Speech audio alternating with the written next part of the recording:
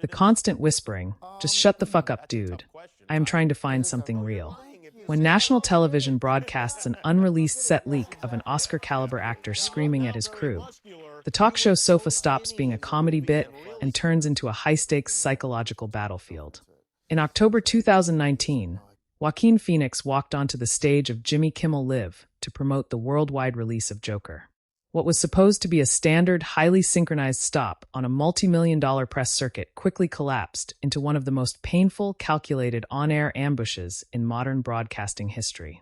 Before we break down the psychological power struggle that unfolded between the host and the method actor, make sure to subscribe to the Echo View and hit the bell icon so you never miss our deep dives into the hidden mechanics of media, celebrity culture, and human behavior. Late-night talk show junkets operate under an invisible, non-negotiable contract that has governed Hollywood public relations for decades. The host tosses out flattering, scripted setup questions. The celebrity delivers polished, self-deprecating anecdotes, and both parties walk away with valuable promotional real estate. It is a carefully managed illusion designed to make artificial corporate campaigns feel like spontaneous, intimate living room banter. The studio audience claps on cue. The home viewers get a sanitized glimpse of celebrity life, and the network secures high-retention broadcast ratings. But Joaquin Phoenix has never played by the rules of the Hollywood publicity machine. Known across the entire entertainment industry for his intense aversion to commercial vanity, his uncompromising personal boundaries, and a grueling method immersion that routinely pushes him to psychological extremes, Phoenix entered the television studio visibly guarded from the exact second he stepped past the curtains. The initial friction was immediate and impossible to ignore. Jimmy Kimmel opened the conversation with the standard comedic softballs typical of mainstream late-night formats, immediately steering the discussion toward Phoenix's extreme physical transformation for the role of Arthur Fleck. Kimmel pushed him on shedding 52 pounds on a dangerously low caloric deficit, enduring the inevitable mental fog that comes with starvation, and experiencing near-total social isolation during pre-production.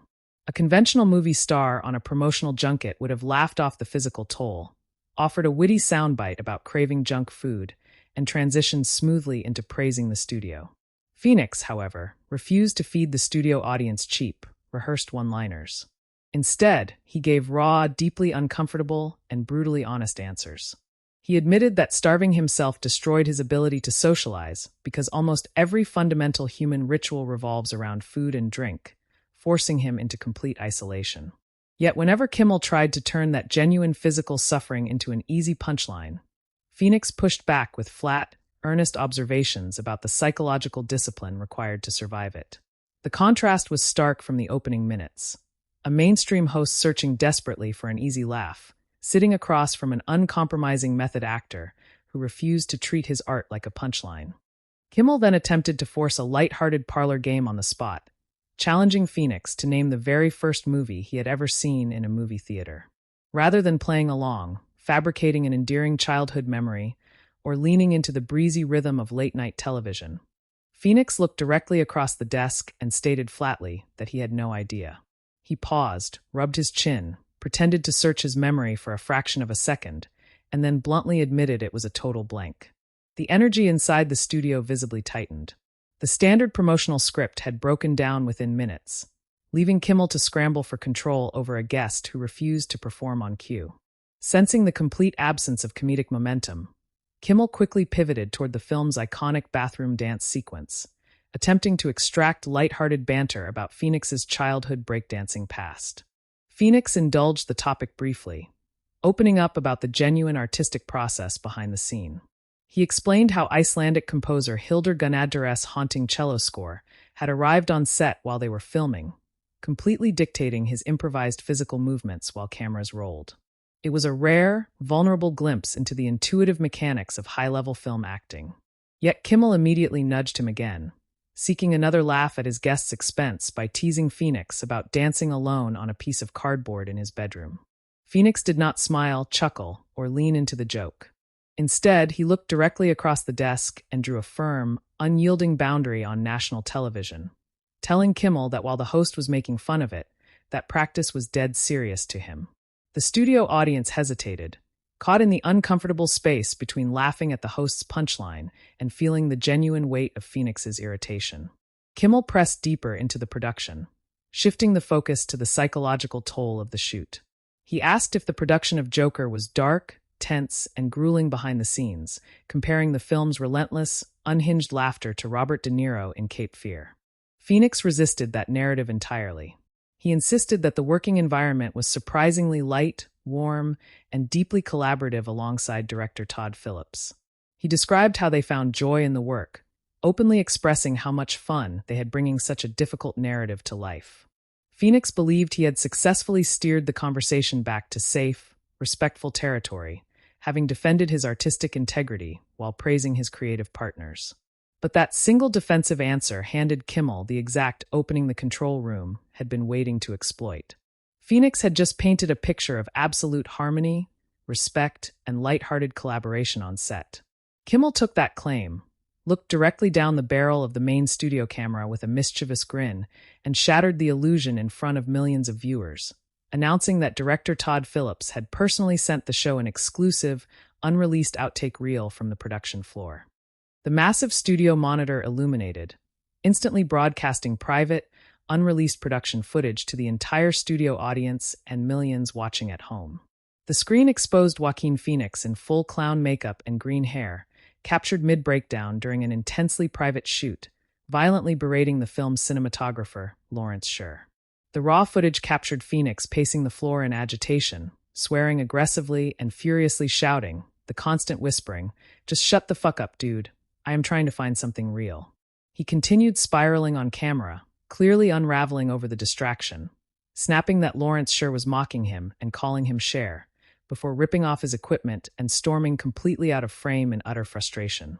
The studio audience immediately erupted into loud, synchronized laughter, assuming the unhinged outtake was simply another scripted comedy sketch engineered specifically for late-night television. But on the main stage, the entire room froze. Joaquin Phoenix's posture underwent an instantaneous, visible collapse. The confident, grounded artist who had spent the previous 10 minutes defending his craft completely shrank back into his seat. He looked down at the floor, shifted uncomfortably, and covered his face with his hands, visibly stunned and blindsided by what had just aired. When the clip ended and Kimmel casually leaned in, asking what had happened and inquiring who Larry was, Phoenix stared blankly into the studio lights. The contrast between Kimmel's playful smirk and Phoenix's sheer mortification could not have been sharper. Phoenix stammered, cleared his throat, and explained that Larry was the film's director of photography, quietly admitting to the host that the moment was intensely humiliating. Phoenix attempted to salvage his composure and explain the high-pressure reality of film production in real time. He tried to rationalize the footage, explaining that movie sets naturally turn into claustrophobic, high-stress pressure cookers when an actor is desperately trying to access vulnerable, volatile human emotions in a confined space surrounded by dozens of crew members. But his psychological distress was impossible to conceal behind professional excuses. He locked eyes with Kimmel and declared plainly that the footage was supposed to remain strictly private, turning directly toward the live studio audience to offer a genuine apology for them having to witness such an ugly, unpolished creative breakdown. Kimmel, however, showed zero interest in de-escalating the tension or respecting his guests' discomfort. Instead of offering a gracious pivot or validating Phoenix's boundary, the host doubled down on the joke. He playfully assigned all the blame to the cinematographer, while continuing to milk the Cher reference for cheap punchlines. Completely stripped of his composure and visibly exhausted by the entire dynamic, Phoenix announced on air that his publicist would have to release a formal damage control statement the following morning, before looking straight at Kimmel and asking directly, "Can we move on?" The broadcast cut abruptly to a commercial break, leaving television viewers around the world utterly divided. In the minutes and days that followed, the encounter exploded across digital media, triggering fierce debate among critics, industry insiders, and casual viewers alike. One camp argued that this was an undeniable, career-threatening broadcast ambush that exploited a vulnerable actor's private creative struggle for the sake of cheap television ratings. Another camp pointed to Phoenix's history of elaborate meta-commentary, suggesting the entire confrontation was a brilliant piece of subversive performance art engineered by Phoenix and director Todd Phillips to mirror the media manipulation themes at the heart of the movie itself. Regardless of whether the clip was calculated satire or authentic humiliation, the fallout exposed the increasingly volatile dynamic between modern celebrity culture and late-night entertainment. For decades, traditional talk shows maintained an unspoken social contract where the host's job was to protect the guest, elevate the project, and curate a flattering, risk-free public image. But the rise of digital algorithms and social media fundamentally warped that ecosystem. In the digital age, a polite 5-minute conversation does not drive millions of views. High-retention content demands conflict, unfiltered vulnerability, and raw friction. To stay relevant in a fragmented landscape, late-night television had to transition from a safe promotional haven into a viral content machine where celebrity boundaries are frequently compromised for digital engagement. This incident forced the entertainment industry to confront uncomfortable questions about media ethics and the commodification of artistic process. Method acting demands that performers strip away their psychological defenses to inhabit dark, erratic, and unstable headspaces. In a private workspace, emotional outbursts and creative clashes are often the volatile byproduct of chasing raw authenticity.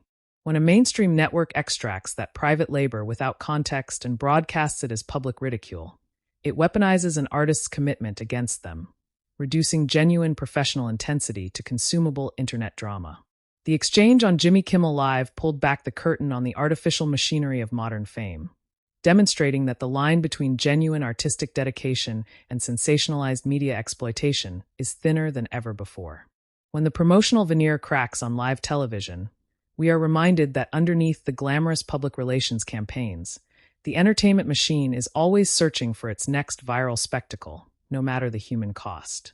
If you appreciate unfiltered breakdowns of media psychology, Hollywood dynamics, and cultural power struggles, support the Echo View by giving this video a like and subscribing to the channel. Now we want to hear your perspective. Was this uncomfortable confrontation a completely authentic broadcast ambush, or was it a meticulously staged promotional stunt designed to manipulate the audience? Drop your thoughts in the comments below.